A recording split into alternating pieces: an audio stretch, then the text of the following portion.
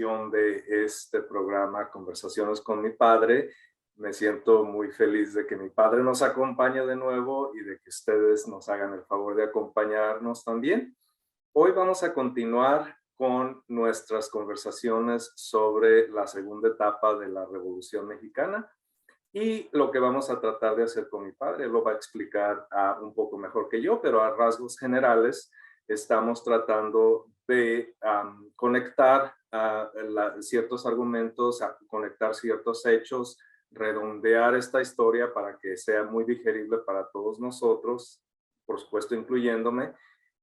Pues sin más preámbulo, papá, muchas gracias por estar de nuevo juntos. Es un placer, es un placer otra conversación con mi padre. Pues muy bien, mi querido hijo, buenas noches. Buenas noches. Y vamos a tratar de deslabonar la cadena de sucesos de lo que fue y es la Revolución Mexicana.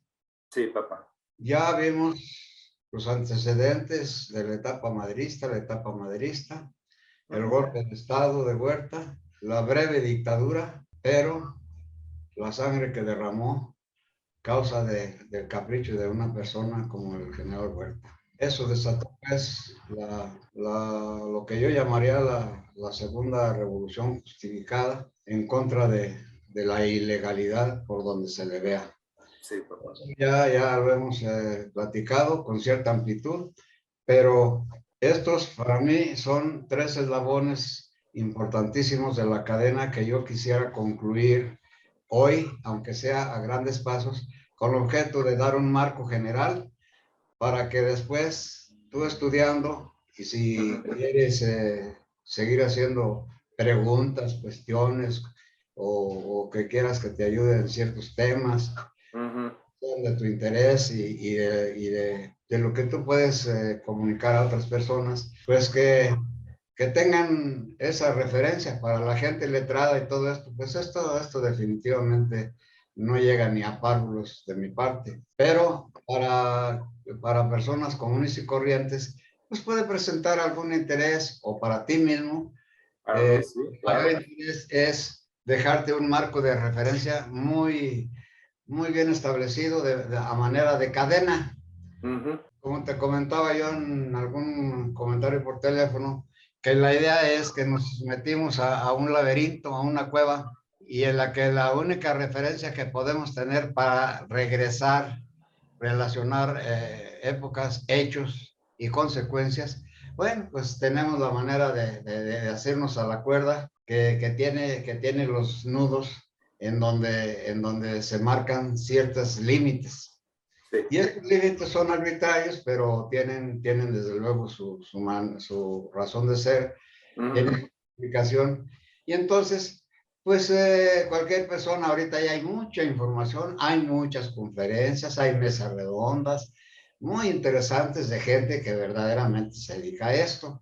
Sí. Y que a mí se me facilita mucho el entendimiento cuando veo este tipo de programas en vivo, o videos, o cortos, o películas, y se me facilita mucho entender todo y además ligar y además derivar algunas consecuencias o ampliar el criterio o incluso el discurso, como a veces yo puedo intentar hacerlo aquí. Vamos a entrar en materia en esta vez diciéndote que al triunfo, allí nos quedamos, del movimiento revolucionario que lo culminó con la rendición del Ejército Federal, el general Obregón, debiendo en justicia haberlo hecho el general Villa, pero luego andaremos regresando en tiempo en otra ocasión de por qué no sucedió así y de por qué siempre un letrado quiere decir entre comillas, pues que tiene experiencia, que no solo sabe leer y escribir, sino que tiene cursos de primaria, de secundaria o de preparatoria o aún de profesional de ese entonces, y que dedicándose a la política, pues lo primero que aprende es cómo anular a las personas que le estorban o que no, o que ve que le van a competir. Y fue el caso muy concreto del enfrentamiento que tuvo Villa con Carranza antes de concluir la segunda etapa. Por eso, esta concluye con la rendición del Ejército Federal y de la huida al extranjero del señor general Huerta. Ahora, no sé si sea correcto decir que todo lo que voy a decir es consecuencia de eso, pero de que tiene relación, indudablemente que tiene. Y es la siguiente. Primero, la primera consecuencia inmediata que se dio es que se presentó el problema de qué hacer de todo el grupo revolucionario y el grupo político que se formó en torno a don Venustiano Carranza. ¿Qué hacer una vez con el triunfo? ¿Qué hacer con el triunfo? Y lo primero que tuvieron que intentar resolver es el conflicto entre estos dos titanes, Villa y Carranza. Esos fueron los que realmente armaron la revolución. El general Obregón fue un genio, muy superior a Villa en algunos casos, pero en otros el general Villa redondeó muchísimo más. Y la prueba de ello es que en la actualidad, y sobre todo en el extranjero, cuando se refieren a este periodo, no se refieren a Obregón, ya ni saben quién es Obregón, o incluso Carranza, a pesar de que figura pues en estatuas y calles y pueblos Sí, sí. y porque fue un estadista, realmente. Sí, sí, Él sí. fue la cabeza de la segunda etapa de la revolución. Y el inicio de las instituciones se las debemos al señor Carranza, pensando en la democracia que quería establecer Madero, pero que Madero con mucho tenía, ahora sí que madera de estadista. Carranza sí la tenía, y la aplicó y la desarrolló. Sí. Entonces, hay dos consecuencias, pues, muy importantes. Es el cisma, o sea, el enfrentamiento Carranza que tuvo como preámbulo la antipatía entre ambos, y que todos los vencedores de entonces se juntaron para tratar de avenirlos. ¿Cómo se manifestó eso? Pues los arreglos o los convenios de Torreón de julio y agosto, septiembre, que trataron de avenir, es decir, como reconvenir a estas dos personalidades para seguir elaborando el programa de la revolución, porque no había nada. Entonces, todos los intentos fracasaron. Pero Carranza, una vez que Obregón tomó la Ciudad de México, es decir, que se la dieron, porque ya no hubo necesidad de combates, ya no quisieron ensangrentar a la capital, y eso estuvo muy bien. Fue una hazaña de Carranza y de Obregón, que se rindieran y salieran a rendir la ciudad a sus goteras, Teoloyucan, y fueron los tratados de Teoloyucan de mediados de agosto, en el que se convino en que tenían que dejar un presidente provisional para negociar, es decir, entregar el poder ejecutivo a los vencedores, y la rendición del Ejército Federal y su licenciamiento. Ese fue el primer hecho notable para no dejar cabezas con armas en la mano. Perfecto, papá. Yo una curiosidad aquí que no tocamos mucho, hablamos extensamente de Villa y su papel, de todos los demás autores. Zapata, papá. Zapata, creo que no hemos ahondado mucho en su papel. ¿Dónde lo conectamos? ¿Dónde está su participación? Claro, si prefieres, más pertinente hacer otro video refiriéndonos a él como nos referimos a Villa, está muy bien, pero así en contexto general, ¿dónde entra don general Emiliano Zapata? Muy buena observación, hijo, muy buena observación. Te lo voy, sin salirme sí. del eslabón, simplemente reforzarlo más, Sí. te voy a decir algo. Sí, papá. El primer revolucionario que tuvo idea exacta de lo que quería fue Emiliano Zapata desde antes de Madero. Así de fácil. Sin precedente en ese tiempo. Y fue el último caudillo en caer. Ya lo mataron los que con él ganaron la revolución. Pelearon por un mismo objetivo, lo ayudaron a ganar y después lo eliminan, lo asesinan. Sí, porque él no fue un factor relevante en la revolución, más de que porque él no salió a combatir a otras partes, él en su región nada más, y como México queda kilómetros o a menos de las zonas de operación de Zapata, pues entonces también cuando la debacle, pues también del Ejército Federal o de los mismos ejércitos revolucionarios, como vimos la escena esa, que vamos a ver más adelantito, Sí, papá. cómo se liga, y pues allí Villa y Zapata se conocieron y trabaron pues amistad y además compromisos ya de estrategia militar que Zapata pues no entendía. Villa sí, a pesar de su ignorancia, pero sí entendía de eso ya, y las tácticas y todo esto, pero como Zapata no podía recibir armamento de primera, Zapata peleó a puras carabinas, horrible, pero pistola, machete, pero no digamos artillería, cosas por el estilo, como los revolucionarios se lo quitaron al ejército federal. Él no hizo eso porque no salía de su... A él lo combatieron y él daba las batallas allí en sus pueblos. Entonces, pero el primer símbolo de la revolución agrarista de México es Emiliano Zapata y fue el último en caer dentro de su ideal, que nunca abdicó. Entonces, la columna vertebral, digamos, el corazón de su ideal fue tierra y libertad, que es, esa frase está en nuestro DNA como mexicanos. Efectivamente, así es, y sobre todo en el campesino, que entonces, como dijo, si recuerdas, John Reed, como dijo, sí, el 80% de la población son campesinos. Allí, sí, en Morelos era más, con toda seguridad era más, del 80%. Bueno, sí, definitivamente. Aquí cierro este pequeño paréntesis. Muy bien, papá. Que ya luego te acuerdas o me recuerdas cuando sea oportuno, tocaría el tema con más amplitud. Sí. Nomás te puedo decir que muchos caudillos murieron en 1913, 14, 15 en la guerra de facciones o después en las guerrillas. Y Zapata murió, nunca se rindió y murió el 10 de abril de 1919. Ya en el pleno, ya por terminar el primer presidenciado de 4 años, ya de presidente constitucional electo, que terminaba y que no terminó, porque el mismo Obregón que le dio el triunfo, él mismo se encargó de liquidarlo. Fíjate nada más. Pero ahí cerramos este pequeño cadenita de Labón para tu inquietud y porque desde luego yo que estoy viendo el panorama, pues te viene muy bien, porque ya aquí redondeamos un pequeño ramal de los más, sí, yo diría de oro. Sí, sí, sí, papá. Bueno, seguimos eslabonando. Bueno, después de este paréntesis tan interesante. Bueno, entonces, la primera consecuencia grave fue el cisma, o sea que no se pudieron arreglar con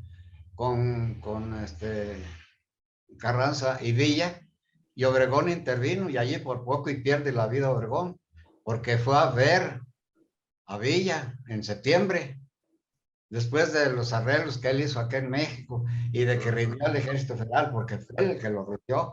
Sí, ante él firmó, pues, cuando Carranza, que estaba en Coahuila, se vino acá, pues ya vino nomás a las peladas, o sea, ya todo hecho.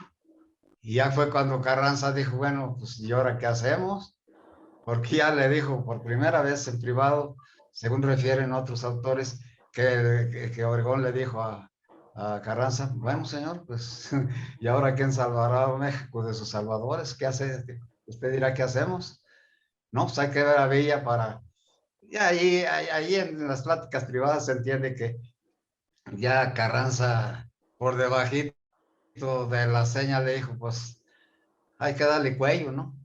Pero hay que platicar primero. Y fue cuando primero fueron los convenios de Torreón, tratando de juntarse todas las facciones, pues, los grupos. Pues era el pueblo en armas, imaginas, pueblo en armas. Ahí sí, el pueblo en armas. Bueno, sí. Entonces, pues, llegaron a platicar con Villa, y pues medio se compusieron las cosas, o por lo menos era una tregua, porque Villa era un sagaz. Él quería ganar tiempo. Y Obregón se dio cuenta, porque lo fue a ver, y Villa desconfió de Obregón y lo iba a fusilar. No más que sus generales dijeron, no, oiga, pues en otras circunstancias usted hará bien en matar gente, pero aquí no, se va a desprestigiar completamente. Todo lo que ha ganado lo va a perder aquí. Pues ya se repetía, pero al ratito le entraba otra vez ganas, y sus generales más, los más salvajes le decían, no, no, no, verá después lo que nos va a pasar. Este nos va a lazar del pescuezo y de cualquier poste nos va a colgar. Bueno, eran cosas ¿Cómo era la coloniales que traían. usanza en ese tiempo? En unos casos son testimonios de gente que les cuenta, y en otros son deducciones que hace sobre todo ya quien novela un poco, como Martín Guzmán, que novela un poco las cosas. Entonces, ya después de eso, se logró, que fue cuando Carranza citó a todos los generales con mando de fuerza y a los gobernadores y otros políticos a México, pues a una convención. Y ahí le dijeron, no, oiga, señor, pues vamos teniendo un terreno neutral. Pues ya dijeron, pues Aguascalientes, pues sí, Aguascalientes. Y fueron al teatro ahí de Aguascalientes, ahí de la ciudad. Sí. Pero no contaban con que Villa tenía su ejército, pues a no más de 100 o 150 kilómetros. Uno de sus grupos armados grandes, era ejército. Entonces eso influyó mucho, y hicieron en la convención de Aguascalientes por ahí a partir de octubre de 1914, porque en 14 a mediados fue cuando el triunfo de la revolución constitucionalista. Entonces, pues sí, allí discutieron y todo eso, incluso firmaron en la bandera, y allí Villa firmó, y Obregón participó ahí en todo esto, pero a la conclusión que llegó la mayoría es que Carranza debía de entregar el poder. El poder. Sí, sí, porque ya había terminado la época armada, ahora entraron las instituciones. Bueno, pues él tenía el carácter de jefe del ejército constitucionalista muy bien, y el carácter de presidente provisional. Ah, no, pues que como presidente provisional llame a elecciones y se acabó. Pero el viejo no aceptó y se armó la trifulca. ¿Por qué no aceptó, papá? Pues mira, allí sí son puras opiniones, pero opiniones Claro. muy fundadas, muy atinadas, y allí Carranza demostró lo que realmente era en cuanto a gente de ambición, gente de poder, pero por un bien. Él juzgó que la bola pues, había ganado la revolución, pero él era la cabeza. Pero también lo que no tomó en cuenta es que él pues no le dio ni una navaja a nadie. Él le dio el plan, y ese plan se convirtió en un plan político. Era el único que había. Punto interesantísimo, porque de verdad no provió a las tropas, a los ejércitos, No, a la bola de nada, no. físicamente. Él empezó a dar elementos que podía disponer, como el carbón ahí que agarraban de las minas, Ah, o sí, sí. a su gente, a unos cuantos ahí que podía armar ahí de la frontera, pero no fue lo que Villa o Obregón o Pablo González, que ellos veían cómo aconsejaban, cómo les llegaba el parque, cómo lo pagaban y con qué lo pagaban, ¿no? Y ahí fue cuando valió el reconocimiento, porque necesitaban una cabeza. Todos intuyeron que una cabeza con el plan político de un plan de Guadalupe, que era un documento sencillo, pero esencial. ¿Por qué? Pues constitución y reformas, y el desconocimiento al usurpador, combatirlo, establecer la legalidad, y luego una nueva constitución política. Nada más. Así que de la nada surgió todo esto. Y eso, el único que lo entendía a cabalidad era Carranza. Ah, por eso quería Por eso, preservar ese sí, y concepto. cuando lo desconocieron ahí, dice, no, dice, una convención no puede tener, que sí lo tenía, no puede tener toda la facultad para dar un desconocimiento de esa naturaleza. Y no lo aceptó. Y entonces le dijeron, bueno, pues ni modo, esto se va a resolver mediante las armas. Y entonces se formaron dos bloques tremendos. Uno que encabezó de facto Villa, y otro que encabezó de facto Carranza, y que afortunadamente Obregón se le dio a él, porque Obregón pues, era también sagaz, y ese sí entendía ya de política, entendía de gran táctica a gran escala, pero sobre todo de estrategia, y de estrategia política. Tenía gallas para todo, lo que no tenía Villa. Qué Villa tenía combinación gallas tan y mató como interesante. nadie. Combinación interesante. Tenía el talento político y el talento militar. Muy Pero interesante. Pero Obregón sí tenía eso. Y Villa tenía el talento natural de guerrillero, de bandido, de asesino, de Los, abigeo. Eso es como los coyotes. Muy, muy sagaz, sí, pero era analfabeta cuando todo eso. Se enseñó a leer después y ni siquiera pudo, ni siquiera redactaba. Redactaba muy bien a su estilo de rancho. Si tú ves, pues es una redacción tan pobrísima que dice uno, bueno, pues está escribiendo mi tío Goyo a su primo hermano. No, pues sí. Mi no, tío pues Goyo es un hombre de gran talento, pero pues no con formación.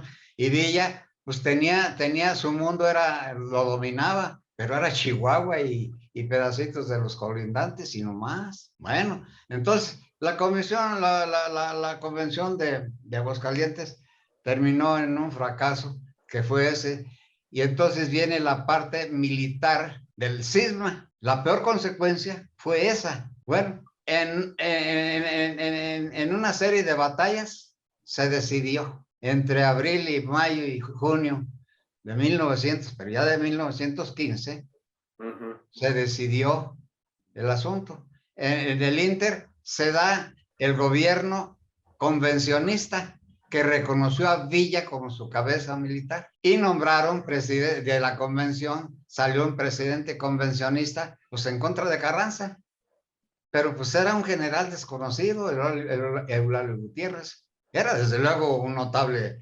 luchador, ¿no? Como todos los revolucionarios, pero pues no de ideas. Entonces tenía cierta cultura o tenía ciertas cualidades, pero pues no. Y pues no, no cubrió. Y muchos generales, todos los ministerios los cubrieron generalotes. Como veremos, algunos de ellos, te voy a mencionar un generalote que anduvo primero con Carranza, y Carranza no lo aguantó allá y lo mandó con Obregón, y le dio buen resultado a Obregón, porque era Lucio Blanco, era un general que fue destacado con las caballerías, y fue uno de los que él y Manuel M. Diegues fueron los que tomaron acciones de guerra en la batalla de Orendain y del Castillo, alrededor del semicírculo de Guadalajara. Por eso Guadalajara no sufrió ni un balazo, porque la batalla se dio a 20, 30 kilómetros alrededor en semicírculo.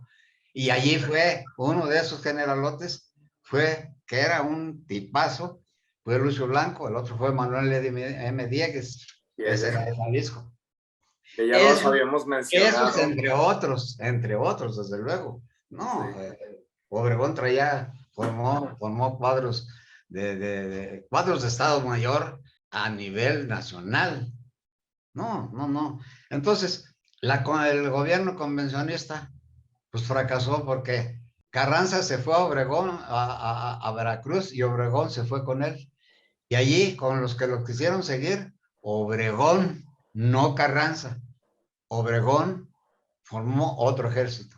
Imagínate andar abriendo ¿cómo le llaman a eso? Pues una especie de cuarteles de reclutamiento y de adiestramiento. Y ahí fue donde todos los generales, todos los oficiales que se fueron con Obregón, pues empezaron a organizar otra vez. Sí. Y así organizaron desde Veracruz, sur de Tamaulipas, el estado de Hidalgo, el estado de Puebla, el estado de Morelos. Bueno, Morelos no, salvo los que hayan andado fuera, que empezaron a organizar batallones, así le hicieron. Y en México, por primera vez se armaron unos batallones que le llamaban los batallones rojos, que eran de obreros. o de intelectuales de sus líderes. Y esos vinieron y apenas pudo juntar alrededor de 8,000 hombres y avanzó, echó al gobierno convencionista que ya iba como el tercer presidente, convencionistas que duraban semanas o meses, y echó a toda su gente en corrida y se vino a posicionar a Celaya. Y allí enfrentó a Villa. Villa traía 3 veces más gente que Obregón, pero Obregón llegó primero a la plaza y a sus alrededores, y no, hombre, con un ingenio. ¿Y sabes por qué perdió Villa? Eso fue entre mayo y junio de 1914, batalla de Celaya. En abril, por ahí de las primeras semanas, se dieron la primera batalla más dura en Celaya. Pero fue Celaya y luego que Santana del Conde, que Irapuato, y esas pequeñas poblaciones estaban allí, hasta Aguascalientes. Todo eso fue frente de batalla y Obregón lo fue empujando. Pero donde Obregón ganó la partida fue en que Villa hizo exactamente lo que Obregón previó que haría. Primero, ¿Qué estrategia? Villa estaría completamente seguro de que con cargas de caballería y como eran numerosos, podía perder 1,000, 2,000, 3,000, 5,000 hombres, pero tomaba la plaza. Esa era la primera concepción.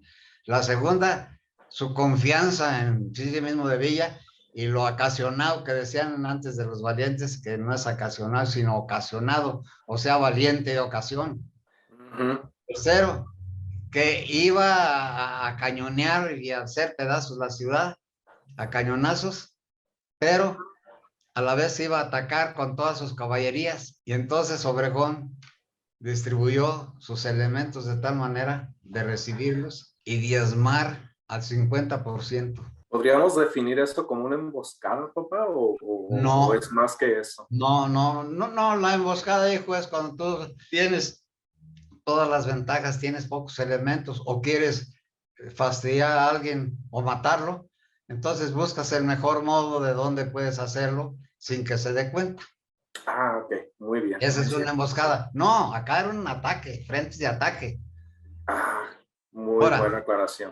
si el afortunamiento y todo eso de Obregón en partes tenía las características de emboscada, pues sí, sí, pero eso era muy, digamos, una trinchera, digamos, una sección de la trinchera, Okay. digamos, baluartes disfrazados con cierto propósito y todo eso, pero todas esas son tácticas de engaño. Entonces, las primeras cargas de caballería, Obregón las barrió. Y luego, fíjate, en el frente de ataque, Villa sí rodeó, pero estaban muy distantes sus batallones o regimientos de caballería, y Obregón tenía escondidos en ciertas partes que son planas, pero había manera de esconderse entre las mezquiteras, entre los cultivos y entre las zanjas. El problema allí son terrenos planos, sí, pero llenos de zanjas. ¿Por qué? Porque eran tierras de cultivo y las zanjas eran de ríos, de los bordos. Entonces, esas sencillamente son defensas naturales. Y Las Obregón, aprovecharon perfectamente. entonces, pues a las cargas de caballería, lo primero que no podían franquear tan fácilmente era eso. Pero los jinetes de Villa eran tan hábiles y todos que sí las franqueaban y llegaban, pero llegaban muy diezmados.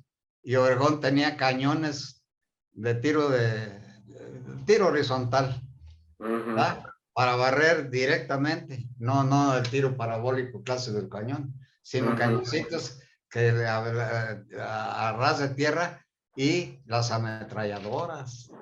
Ah, ya estaban utilizando Sí, ametralladoras. ya, sí. No eran muy abundantes, pero Obregón, por cada batallón o cada regimiento que le asignaba una misión, había 5, 4, 6, 7, 8, 10 ametralladoras. No, pues un avance tremendo. No, pues En cuestión de... ahí acabaron con la caballería de Villa. que- Y que- luego, y luego Obregón tenía escondido a un general, Cesario Castro, se llamaba, de caballería, y lo tenía con pues aquí no hay mucha diferencia porque las cifras que dan de 400 o de 800 o de 500 hombres, pues son unas veces le llaman batallones y otros regimientos. Hay términos exactos para eso, pero en tiempos de la Revolución incluso usaban eso como modo de confundir. Ah, ok. ¿No? Viene con un regimiento, no, pues viene con un batallón, no, pues ya total que decía, no, pues cuántos hombres son, cuántos caballos. Ya de ese modo ya se entendían ellos en el modo de atacar o de defender. Entonces, en lo más arduo del combate, cuando ya iban venciendo las primeras defensas en un frente de la ciudad de Celaya, que ya Obregón sentía que le llegaban a los calzones, entonces mandó que la reserva, el general Cesario Castro, hiciera un ataque de flanco. No, pues es un ataque de flanco y olvídate, hizo una Y, masacre. Entonces, esa fue la primera derrota de... Y ya de ahí, pues tuvieron que irse retirando a Salamanca, a Silao. Ahí hay una hacienda un lugar muy histórico que es Santana del Conde. Allí Obregón lo iba persiguiendo y allí Obregón estaba parado en alguna parte del campo de batalla y fue con una granada de un cañón de Ángeles, le tumbó el brazo derecho. Ya yo Obregón se iba a suicidar, nomás con su pistolilla, tú crees, una pistolilla chiquilla, sí, ¿verdad? suicidar del dolor. Y un oficial asistente de él no lo dejó porque dice, no, mi general, de esto no se muere. Y ya, pues lo ligaron y todo, y lo atendieron, lo llevaron a... Pues ahí lo tenían el hospital de campaña. Pues los médicos, los cirujanos eran de primer orden y ya, pues lo Sí, ligaron, operaron y ya lo llevaron a la retaguardia. Y hay una fotografía de Obregón, tal vez la consigas, en donde está encamado con el brazo derecho, el muñón, a la altura del codo, tantito arriba, le cercenó todo el brazo, lo perdió el brazo derecho. Y ya de ahí le decían el manco. Y ya los fifís le decían el manco de Celaya, en comparación con el manco de Lepanto de Cervantes, creo que es el sí, personaje. es que peyorativo, la verdad. Sí, entonces, pero ya de ahí lo fueron correteando a Villa, y en Aguascalientes fue el último encuentro y definitivamente Villa tuvo que retirarse al norte derrotado. De haber ganado Villa, ¿qué hubiera pasado